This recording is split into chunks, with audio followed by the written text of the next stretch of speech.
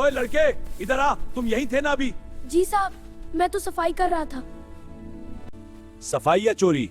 मेरा मोबाइल कहाँ है? मैंने कुछ नहीं लिया साहब। सर, मैंने इसे इधर घूमते देखा था। तुम जैसे गरीब मौका मिलते ही चोरी करते हो। गरीबी गुनाह नहीं होती साहब। सर, पुलिस को बुला लेते हैं। मेरी माँ बीमार है।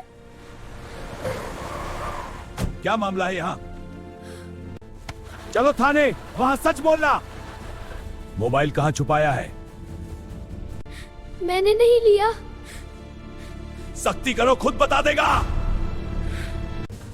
सर, मोबाइल मिल गया। क्या? कहाँ मिला? आपके बेटे के कमरे में। आपने सोचा गरीब हूँ तो चोर हूँ। हमसे गलती हो गई। मेरी इज्जत वापस ला सकते हो? मुझे माफ कर दो। ये पैसे रख लो।